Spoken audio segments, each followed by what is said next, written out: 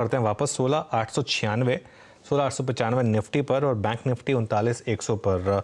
एक बार जरा कुफोज वापस लेकर आइए, मैं उसका एक बार वो ऑप्शन देख रहा था, 170 का टारगेट था सचिन का, 160 लगाकर आया अभी वो ऑप्शन, 3900 का जो ऑप्शन था पुट ऑप्शन, वो 160 लगाकर आया है।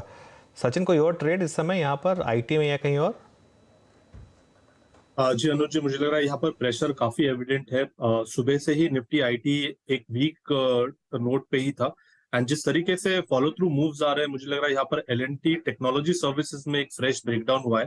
ये पर्टिकुलर ट्रेड हमने हमारे क्लाइंट्स को भी रेकमेंड किया है, तो ये मेरा डिस्क्लोजर होगा।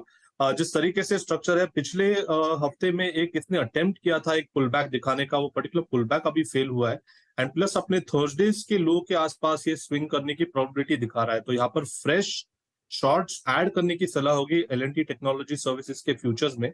जिस तरीके से यहाँ पर स्ट्रक्चर है, मुझे लग रहा है 3505 के ऊपर जब तक एक क्लोजिंग एस्टैब्लिश नहीं होती तब तक इस पर्टिकुलर काउंटर में भी दबाव ही रहना चाहिए। इंट्राडे का पहला टारगेट होगा अराउंड 3440 का एंड पोजिशनल टारगेट होगा अराउंड 3400 का।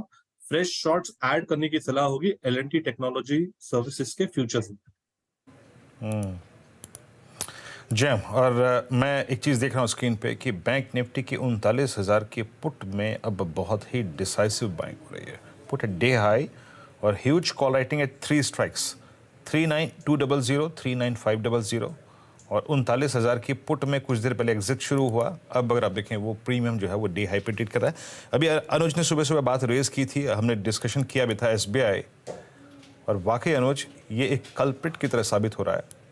और 515, मैं 515 का जिक्र बार बार इसलिए कर रहा हूं क्योंकि 3 मार्च के बाद, मतलब इस मंथली कॉन्ट्रैक्ट में अब तक सारी बॉडीज का मतलब जो क्लोज थे और जो इंटरडे अगर आप देखें लो थे, उस ट्रेजेक्ट्री को वॉलेट करने की तैयारी करता हुआ। आपका view Amit ji, below 515 SBI का प्रोजेक्शन क्या होगा, क्योंकि वो एक टिपिकल इन्वर्टेड फ्लैग है। आप एसबीआई को कैसे रीड करेंगे इस वक्त? जी काफी